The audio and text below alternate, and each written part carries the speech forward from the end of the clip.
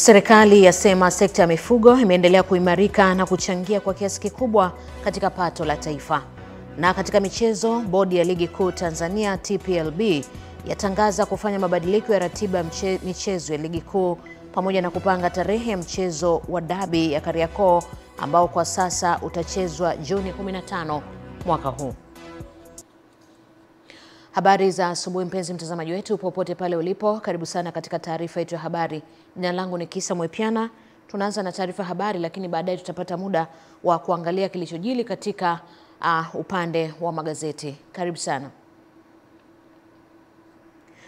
Serikali imesema sekta ya mifugo imeendelea kuimarika na kuchangia kwa kiasi kikubwa katika pato la taifa, ambapo hadi kufikia mwaka 2023 imechangia kwa 6.2%, huku ukuaji wake ukiwa ni wastani wa 5% kwa mwaka. Tupate taarifa zaidi kutoka kwa mwanahabari wetu Roda Simba kutoka huko Dodoma. Hayo yameelezwa jijini Dodoma na Waziri wa Mifugo na Uvuvi Dr. Shantu Kijaji wakati akizungumza na waandishi wa habari kuhusu mafanikio ya wizara hiyo katika kipindi cha miaka minne ya serikali ya awamu ya 6.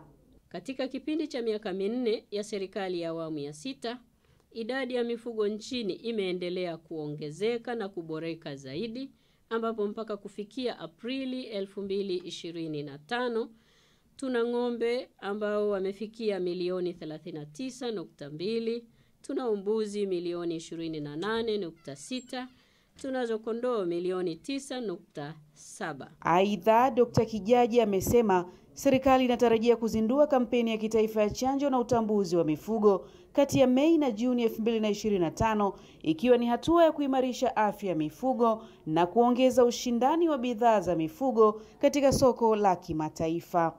Tunatarajia kuchanja ng'ombe milioni 19,099,100. Lakini tayari chanjo dozi milioni 17,224,200 za sotoka ya mbuzi na kondoo tayari nazo zimeshazalishwa, zimeshanunuliwa na zimeshasambazwa. Uchanjaji huu, ndugu zangu, una faida nyingi sana, ambapo moja, utaliwezesha taifa letu kukidhi masharti ya biashara ya mifugo na mazao yake kulingana na matakwa ya Shirika la Afya ya Wanyama Duniani. Ili kuongeza mchango wa sekta ya uvuvi kwenye pato la taifa, Dr. Kijaji amesema wizara imechukua hatua mbalimbali ikiwemo kununua meli.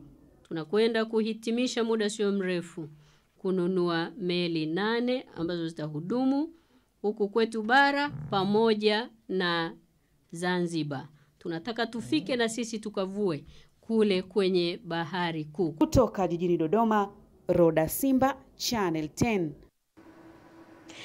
Wananchi wa wilaya Makete mkoani Njombe wameitaka serikali kuchukua hatua kali dhidi ya watu wanaohusika kufanya uharibifu wa mazingira, hali ambayo inasababisha ukame wa maji wakati wa kiangazi. Katika kukabiliana na changamoto za kimazingira, wananchi hao wamepongeza juhudi za serikali kupitia wakala wa maji safi na usafi wa mazingira vijijini RUWASA kwa kuanzisha kampeni ya kupanda miti rafiki ya kulinda vyanzo vya maji hususan katika kata ya Tandara. Inatusaidia sana. Ndivyo unavyoona eneo letu limependeza. Limekuwa na kijani na mvua tunapata kwa nyingi. Hizi mnavyoona tunapata kwa wingi sana mvua, tupate shida mboga, chakula kama mnavyoona mahindi mabichi wenzetu huko yamekauka. Kwa mradi wa maji huu naona tumenufaika sana kupata chanzo cha maji kutokea kijiji cha Usungiro. RUWASA wilayani Makete imeweka kipaumbele katika kuhifadhi mazingira kwa kutenga eneo maalum kwenye kijiji cha Tandara kwa ajili ya utunzaji wa vyanzo vya maji ili kuhakikisha wananchi wanapata huduma za maji safi na salama licha ya mabadiliko ya tabia nchi. Eneo letu lina ukubwa wa square mita 241,880. Pale tuna mradi wa maji ambao unahudumia wananchi wa kijiji cha Tandara. Lakini vile vile tumepanda miti kuanzia mwaka 2022, 23 na 24 na mwaka huu 2025 tumepanda. Jitihada hizo zimepongezwa na kiongozi wa mbio za Mwenge wa Uhuru kitaifa Ismail Ali Usi, wakati mbio za Mwenge wa Uhuru zikiendelea kukimbizwa kwenye halmashauri 6 za mkoa wa Njombe. Kwamba wananchi wetu sasa wengi wao wanaenda kutumia maji safi na salama katika maeneo yetu. Kwa kweli ndugu zetu wa RUWASA, mimi niwashukuru sana. Endeleeni kumsaidia Daktari Samia Suluhu Hassan na tunaona jinsi gani mnavyoendelea kupambana. Kwa kweli katika eneo hili ukiangalia chanzo cha maji ambayo leo hii wananchi wanapata maji katika maeneo haya, kwa kweli hata kufika katika eneo, kwa kweli mmefika kwa uzalendo mliokuwa nao. Jitahidi pia kutoa miti ile ambayo imejiotea. Tunaendelea na hilo zoezi.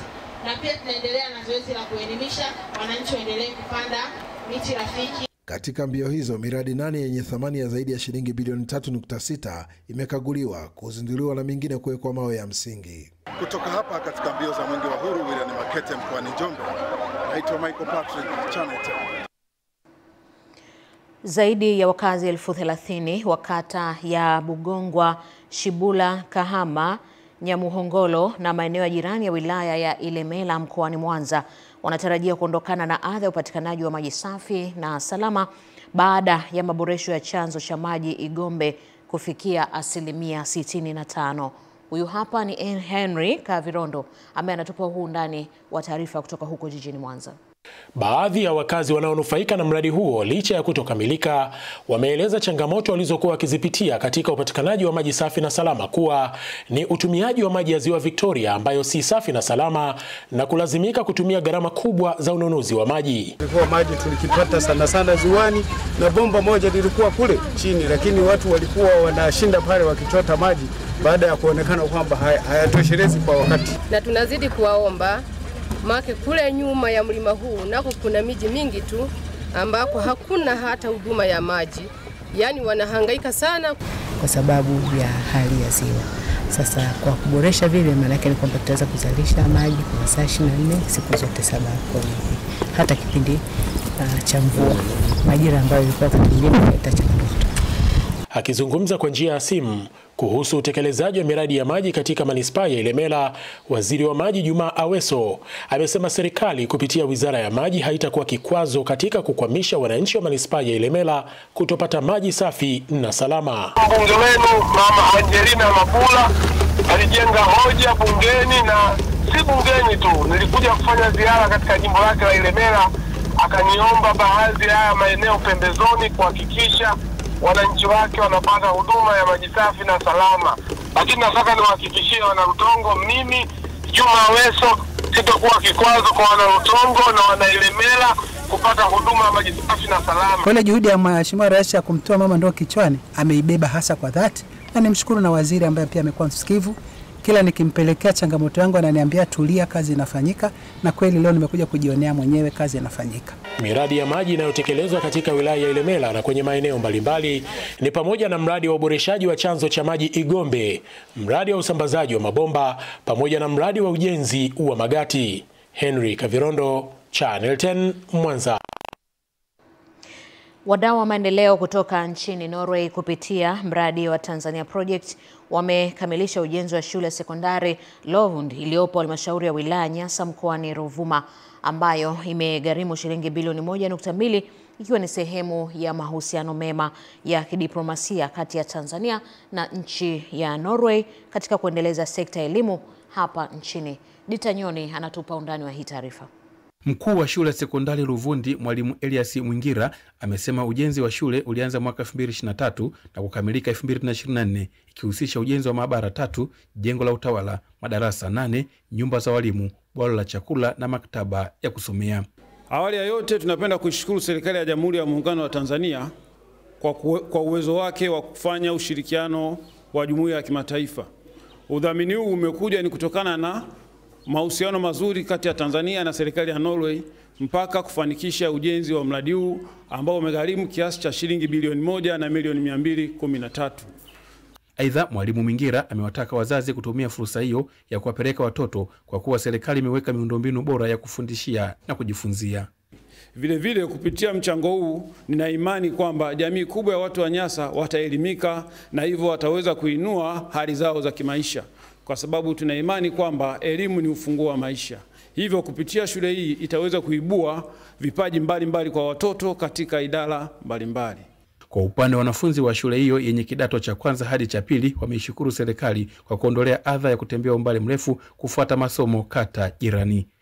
Hii shule inachukua zaidi ya wanafunzi kutoka kata 3. Kwa hiyo inaturahisishia sisi wanafunzi kujisomea na kutimiza malengo yetu. Baadhi ya wanafunzi walikuwa wanatembea umbali mrefu kufuata elimu, ila kwa sasa wamefupishiwa mwendo. Tunaishukuru serikali kwa kutujengea shule hii. Tunaahidi kutunza miundombinu yote. Kutoka Ruvuma, Ditanyoni, Channel 10. Wananchi zaidi ya 3,000 mkoani Tabora na maeneo jirani wanatarajiwa kufanyiwa uchunguzi wa afya, kupatiwa ushauri na matibabu na timu ya madaktari bingwa wabobezi 55 wa Mama Samia ambao wameweka kambi katika hospitali ya rufaa ya mkoa wa Tabora Kitete kwa muda wa siku 5, ikiwa ni utaratibu wa serikali ya awamu ya 6 inayoongozwa na Rais Daktari Samia Suluhu Hassan katika kuhakikisha inarahisisha huduma za matibabu kwa wananchi. Mamia ya wananchi kutoka pembe zote za mkoa wa Tabora tayari wamefika hospitali ya rufaa Kitete kupatiwa huduma za matibabu ya kibingwa na timu ya madaktari bingwa wa magonjwa mbalimbali kutoka maeneo mbalimbali nchini ambao wameweka kambi hospitalini hapa. Niendelee kutoa shukrani za dhati kabisa kwa mama yetu, Mama Samia Suluhu Hassan, kwa moyo wake wa huruma na kutusaidia kutuwaletea watu hawa mabingwa. Sio rahisi kuwapata, na mtakuwa nyinyi mashahidi kwamba hata ukienda kule haiwi rahisi kumuona bingwa kama ambavyo pengine mtu anaweza kumuona. Lengo la serikali ni kwa ajili ya madaktari bingwa kuja kutoa huduma kwa wananchi, kuwaletea huduma karibu za kibingwa na kibingwa bobezi, lakini pia kuwajengea uwezo wataalamu wetu ambao wako huko. Tunashukuru sana. Akizungumza wakati wa kuwapokea madaktari hao, Katibu Tawala mkoa wa Tabora Dr. John Mboya ametoa rai kwa wakazi wa mkoa wa Tabora kutumia fursa hii adhimu, huku akibainisha kazi kubwa ambayo imefanywa na serikali katika kuboresha sekta ya afya katika mkoa wa Tabora. Mpaka sasa kwenye mkoa wetu wa Tabora ametuletea bilioni 30.2 ambazo zimejenga hospitali za wilaya, ametujengea vituo vya afya 19, lakini zahanati 43. Ametuletea vifaa tiba vya kisasa kabisa, lakini ametuletea watumishi wa afya 436 ili kuweza kusogeza huduma kwa wananchi wetu, na tutaona matokeo. Naomba mtupime baada ya siku 5 muone kazi itakayofanyika, ikiwepo kuelimisha au kubadilishana uzoefu na timu ya mkoa, lakini pia huduma ya tiba ambayo itatolewa katika siku hizi 5. Baadhi ya wananchi waliojitokeza kupata huduma wamepongeza hatua hii ya serikali kwa kuwa imewapunguzia gharama za matibabu. Ilikuwa inabidi uende mpaka hospitali za mbali. Sasa sisi ambao wananchi wa kipato cha chini tulikuwa tunashindwa, mwisho tunaishia kupata matatizo. Sasa hapa kwa sababu rais kaamua kutuangalia sisi watu wa kipato cha chini, sisi tunamshukuru sana rais wetu. Kutoka Tabora, Pendo Salu, Channel 10. Mmoja wa watoto wa baba wa taifa hayati Mwalimu Julius Nyerere ametoa wito kwa Watanzania kutafuta suluhu badala ya mifarakano ili kuilinda amani iliyopo hapa nchini. Huyu hapa ni Kuringe Mongi, ana taarifa zaidi. Rai hiyo imetolewa hapa jijini Dodoma kwenye chuo kikuu cha Dodoma UDOM na Bwana Madaraka Nyerere ambaye alikuwa mgeni rasmi kwenye maadhimisho ya miaka 80 ya vita vya pili vya dunia kama yalivyoandaliwa na kituo cha utamaduni na sayansi cha Russia, ambapo nchi hiyo ilipoteza zaidi ya watu milioni 27 kwenye vita hivyo vya dunia. Hata tunapokuwa na tofauti za kisiasa, kwa mfano, tujaribu sana kutafuta njia za majadiliano kuweza kufikia mwafaka ambao utaepusha mfarakano na utaiweka nchi tena kwenye hali ya kuwa ya maelewano kati ya watu mbalimbali na kuepuka hayo madhara ambayo nimeyataja kuhusu kuingia kwenye mfarakano na pengine hata vita. Naye makamu mkuu wa chuo UDOM Profesa Razak Lokina, mzalishaji maudhui kwenye Russia Today yani RT, Bi Victoria Shatokina na Bwana Boniface Senga kutoka kituo cha Russia cha sayansi na utamaduni wamehimiza wananchi kote duniani kujiepusha na chokochoko zozote za kuashiria vita kwa kuwa madhara yake ni makubwa. Kwa sababu vijana ndio viongozi wetu wa kesho, na tunategemea kwamba tutaona umuhimu wa kuwa na amani, umuhimu wa kuishi kwa maelewano, na kwa namna yote ile kwamba ni namna gani tunatakiwa tuenzi utulivu na kuenzi amani katika nchi na majirani, kwa sababu vita yoyote sio nzuri. Babu yangu amefariki dunia huko. Alipigania wale Nazi. Alikuwa na miaka 32 tu wakati ule. Bibi yangu ambaye sasa ni mzee tayari, hata sasa anakumbuka muda ambapo alifanya kazi katika viwanda vya kutengenezea vitu vya kivita. Mwaka 2025 tunaadhimisha miaka 80 tangu kumalizika kwa vita kuu ya pili ya dunia. Kwa hiyo na Warusi vita kuu ya pili ya dunia wanaikumbuka sana. Kama nilivyosema kwenye ile lecture ni kwamba kulikuwa na battle za Leningrad na Stalingrad. Zile ziliwaumiza. Na Warusi wamekufa zaidi ya watu milioni 27. Hawezi kusahau. Ni kitu ambacho huwezi kusahau. Kutoka hapa Dodoma ni Kuringa Mwangi. Baraza la Taifa la Elimu ya Ufundi na Mafunzo ya Ufundi Stadi NACTIVATE limezindua kampeni ya Mwanachuo Smart inayolenga kuhamasisha wanafunzi kutumia mifumo ya baraza, lengo likiwa ni kutatua changamoto mbalimbali zinazowakabili ikiwemo usajili. Hii hapa ni taarifa zaidi. Akizungumza na waandishi wa habari jijini Dar es Salaam, katibu mtendaji NACTIVATE Dr. Mwajuma Lingwanda amesema mfumo huo umelenga kusogeza huduma kwa wanafunzi popote walipo bila kulazimika kufika katika ofisi za NACTIVATE, lakini pia baraza litahakikisha linashirikiana kwa ukaribu na wanafunzi katika kutoa elimu ya kuelewa jinsi mfumo huo unavyofanya kazi. Tukishirikiana nanyi moja kwa moja, kitu ambacho ndo tunataka kukianzisha rasmi leo, japo kimekuwepo lakini tunarasimisha, ni kuwa na ukaribu zaidi na nyie kama wanachuo ambao tunapaswa kuwahudumia, kwa sababu tunaamini tunatakiwa kufanya kazi kwa pamoja ili kuleta ufanisi zaidi. Hapa tuna vyuo vya aina kama 2-3 naweza nikasema. Kuna vyuo ambavyo tunaviita vyuo vya afya ambavyo navyo utaratibu wako unatofautiana kidogo, lakini tuna vyuo vile ambavyo tunaviita vyuo autonomy. Akizungumza kwa niaba ya wanachuo, rais wa Jumuiya ya Taasisi za Elimu ya Juu Tanzania TAHLISO Geoffrey Kiliba amemhakikishia katibu mtendaji kuwa wanafunzi wa vyuo watafahamu vizuri utendaji kazi wa NACTIVATE, hatua ambayo itapunguza changamoto ya upatikanaji wa huduma mtandaoni ikiwemo usajili na pale wanapohitaji matokeo yao. Itahidi kwa kadiri inavyowezekana, mimi pamoja na ndugu zangu ama viongozi wenzangu wa TAHLISO na viongozi wa serikali za wanafunzi katika vyuo mbalimbali nchini, kuhakikisha wanafunzi wa vyuo na vyuo vikuu wanapata kuifahamu vyema kampeni hii ya Mwanachuo Smart, lakini pia wanaitumia katika namna itakayowasaidia. Kutoka Dar es Salaam, Fatma Hassan, Channel 10.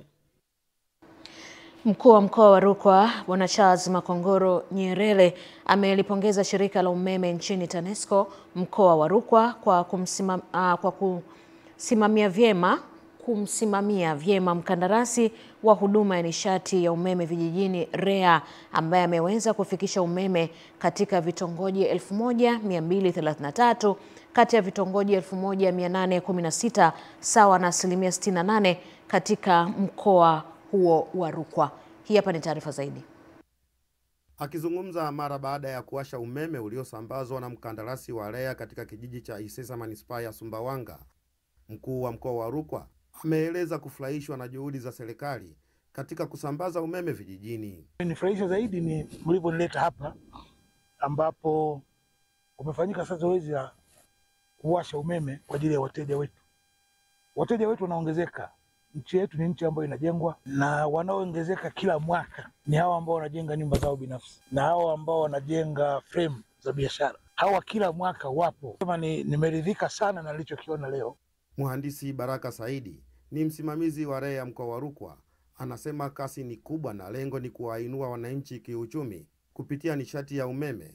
Chama cha Mapinduzi wilaya ya Sumbawanga mjini kimeipongeza serikali kwa utekelezaji mzuri wa ilani ya uchaguzi ya CCM kupitia sekta ya umeme. Mkoa wa Rukwa tuna vitongoji 1816 na katika vitongoji hivyo tayari vitongoji 1233 tumeshafikia umeme mpaka leo mwezi Mei mwaka 2025. Kwa wananchi tuko na mwitikio mzuri kwa kweli, kila sehemu ambapo tunafika, mkandarasi anapofika kuwasha kitongoji tayari panakuwa na wateja zaidi ya 10 ambao tayari wanakuwa tayari wameshaomba, na mategemeo tunategemea kabisa kila kitongoji kitakuwa kina wateja zaidi ya 40 ambao watakuwa wanahitaji huduma. Na hii ni kauli mbiu, na hii kwenye ilani ya Chama cha Mapinduzi inazungumzia swala la umeme. Tunatambua bila umeme mambo mengi yataweza kulala. Umeme unaongeza vipato, unaongeza ajira, watu wanafungua saluni, wana mahindi yao wanasaga na mambo mengi sana. Kwa hiyo kila sababu ya kumpongeza Mheshimiwa Rais kwa kazi kubwa hizi ambazo anaendelea kuifanya. Lengo la mradi wa REA ni kuhakikisha 100% wa Tanzania waishio vijijini wanapata umeme ifikapo mwaka 2030. Kutoka Rukwa, Wilbrod Sumia, Channel 10. Asante Wilbrod Sumia kwa taarifa hiyo. Na mtazamaji, na sasa tugeukie habari za michezo. Bodi ya Ligi Kuu Tanzania TPLB imetangaza kufanya mabadiliko ya ratiba ya michezo iliyobaki ya Ligi Kuu Tanzania bara kwa msimu huu. Mabadiliko hayo yamefanyika kwa lengo hasa la kuhakikisha ratiba inakamilika kwa wakati na kwa kuzingatia haki na usawa kwa timu zote shiriki. Tupate taarifa zaidi kutoka kwa mwanamichezo wetu. Miongoni mwa mabadiliko makubwa yaliyofanyika ni upangaji upya wa tarehe ya mchezo wa watani wa jadi Yanga na Simba ambao awali uliahirishwa kutoka tarehe 8 Machi mwaka huu. Mchezo huo sasa umepangiwa tarehe mpya ambapo utafanyika tarehe 15 Juni majira ya saa 11 jioni katika uwanja wa Benjamin Mkapa jijini Dar es Salaam. Hatua hii imekuja kufuatia uamuzi wa mahakama ya usuluhishi wa michezo CAS kuhusu rufaa ya klabu ya Yanga, ambapo mahakama hiyo imeamua kuirudisha rufaa hiyo kwenye kamati ya rufaa ya shirikisho la mpira wa miguu Tanzania TFF kwa ajili ya kusikilizwa upya. Uamuzi huo umeathiri kwa kiasi fulani mwenendo wa ratiba ya ligi, hivyo kuhitaji marekebisho mapya. Hata hivyo, klabu ya Yanga hapo jana ilitoa taarifa kwa umma ikieleza kuwa haitapeleka rufaa kwenye kamati ya rufaa ya TFF kutokana na kutokuwa na imani na kamati hiyo. Aidha, Yanga imesisitiza kusimamia msimamo wake wa kutoshiriki mchezo huo dhidi ya Simba, ikiwa ni sehemu ya kupinga maamuzi ya awali ambayo klabu hiyo inadai hayakutenda haki. Salum Pelembo, Channel 10 Michezo. Asante Salum Pelembo kwa habari hiyo ya michezo ambayo inatukamilishia upande wa taarifa yetu ya habari. Hivi punde tutarudi tena kwa ajili ya kuangalia kilichojili katika upande wa magazeti.